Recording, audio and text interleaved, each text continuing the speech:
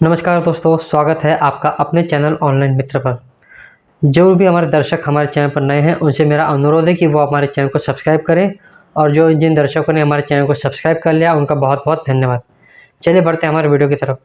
आजकल हमें सुनने को बहुत मिल रहा है कि कई सारे जो ईपीएस संचालक हैं, वो कस्टमर्स के साथ फ्रॉड कर रहे हैं। लेकिन अब ये भी देखने को मिल रहा है कि कई सारे जो कस्टमर हैं, वो रिटेलरों के साथ फ्रॉड करने की कोशिश कर रहे हैं। वो लोग क्या करते हैं, आपसे पैसा ले लेते हैं और उसके बाद 2 या 3 दिन के बाद में आपकी शिकायत बैंक में करते हैं, या तो फिर अपने किसी नज़दीकी पुलिस स्टेशन में जाके कहते हैं कि हम इनके पास पैसा निकालने आए थे, तो इन्होंने कहा कि नेटवर्क प्रॉब्लम है और हमें पैसा इन्होंने नहीं दिया। जबकि हम लोग कस्टमर्स को पैसा दे देते हैं। जब जिसका भी सक्सेसफुल ट्रांज़ैक्शन होता है, सारे के सारे रिटेलर सभी कस्टमर्स को पैसा दे ही देते हैं। हाँ, कुछ केसेस में ऐसा होता है कि कुछ टेक्निकल प्रॉब्लम हो और कस्टमर का पैसा जो है वो उसके अकाउंट से कट जाता है। लेकिन उस स्थिति में भी कस्टमर को वो पैसा 3 दिन के अंदर उसके अकाउंट में वापस मिल जाता है। लेकिन अब हमने ये देखा कि जिस ट्रांज़ैक्शन का स्टेटस सक्सेसफुल होता है, तो वो पैसा तो रिटेलर के अकाउंट में ही आएगा, क्योंकि अगर फेल होगा तो ही वो कस्टमर के अकाउंट में वापस जाएगा। लेकिन अगर सक्सेसफुल है तो वो रिटेलर के पोर्टल पर ही वो पैसा आएगा। और ऐसे में हम लोग भी कस्टमर्स को पैसा हैंड टू हैंड दे देते हैं। लेकिन हम लोग क्या गलती करते हैं, गलती ये करते हैं कि न तो हमारे दुकान पे हम सीसीटीवी लगाते हैं, और अगर सीसीटीवी भी है तो हम कोई भी रजिस्टर मेंटेन नहीं करते हैं। तो मैं आपको बता देना चाहता हूँ कि जितने भी रिटेलर रजिस्टर मेंटेन नहीं करते हैं, उन लोगों को ये चार्जबैक की समस्या देखने को मिल सकती है। मैं अपने पिछले वीडियो में भी आप लोगों को बता चुका हूँ कि आप लोग रजिस्टर मेंटेन कीजिए। भले ही आप सीसीटीवी नहीं लगवा सकते तो मत लगाइए, क्योंकि सीसीटीवी लगाने में भी 10 से 15 हज़ार रुपये तक का खर्च आता है।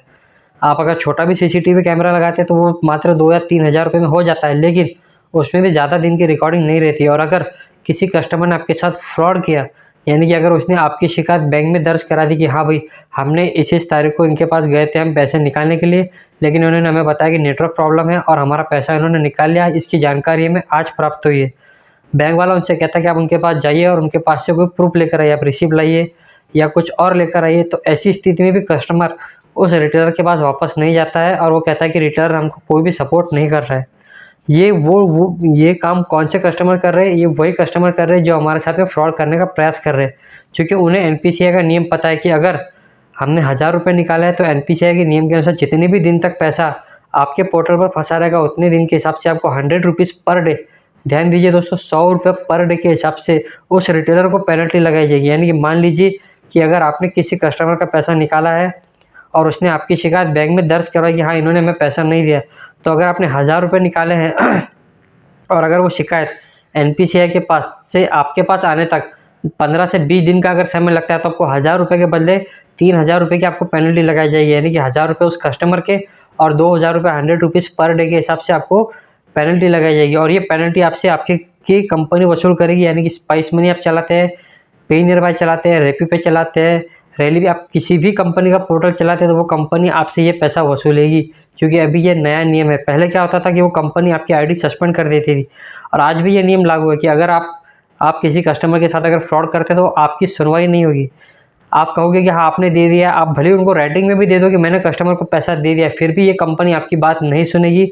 और ऐसा ही मेरे साथ भी हो चुका है, इसीलिए मैं ये वीडियो बना रहा हूँ। कस्टमर ने मेरे पास से पैसा लेकर गया और मेरे पास वो कंप्लेंट्स कम से कम 40 दिन के बाद आई, और मुझ पर कंपनी ने 4,000 रुपये की पेनल्टी लगाई और 1000 रुपये उसके। इस तरह से मुझसे 5000 रुपये की वसूली की गई है। लेकिन मेरी कंडीशन में मेरे पास प्रूफ मौजूद था। मैंने कस्टमर को ढूंढा, पता किया, और मैं कस्टमर के पास गया और मैंने उससे रिक्वेस्ट की कि वो अपनी कंप्लेंट वापस ले ले, और उस कंडीशन में भी मुझे ही कस्टमर को वापस से 1000 रुपये देने पड़े। इसलिए मैं आपसे रिक्वेस्ट करता हूँ कि जो भी रिटेलर, जो भी लोग, जो भी ईपीएस संचालक पैसे की निकासी का और लेन देन का काम करते हैं, वो रजिस्टर्ड मेंटेन ज़रूर करें, क्योंकि वो रजिस्टर्ड ही आपके लिए सबसे बड़ी सेफ्टी है।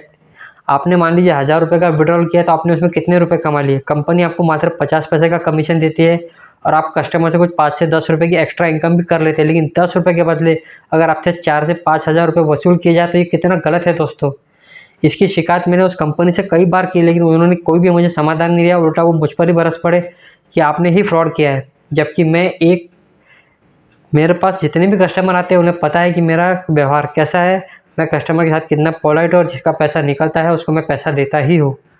और ये बात उस कंपनी के एजेंट को भी पता है कि ये रिटेलर ऐसा काम नहीं कर सकता है। उसके बावजूद उस कंपनी ने न मुझसे पेनल्टी ली, बल्कि मुझसे पैसे भी वसूल करने की कोशिश की। लेकिन मेरा नसीब अच्छा था कि मुझे कस्टमर मिला, मैंने उससे बात की, उसे कन्विंस किया, फिर भी वो कन्विंस नहीं हो रहा था, लेकिन मुझे 5,000 रुपये पेनल्टी नहीं भरनी थी। इस वजह से मैंने उस कस्टमर को 1,000 रुपये देखिए उसका कंसेंट लेटर और उसका आधार कार्ड लेकर कंपनी को मेल कर दिया कि भाई कस्टमर को पैसा मिल चुका है और उसने भूलवश ये कंप्लेंट करवाई थी।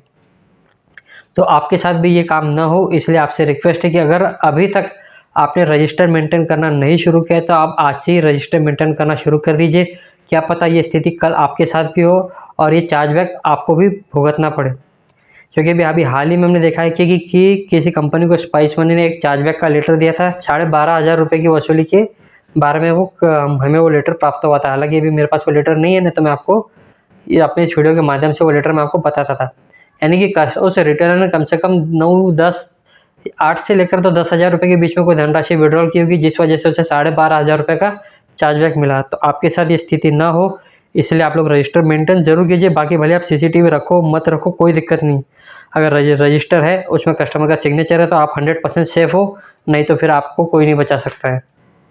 अगर आपका आज का वीडियो आपको अगर पसंद आया हो तो मैं आपसे अनुरोध करूंगा कि आप हमारे चैनल को सब्सक्राइब जरूर करें।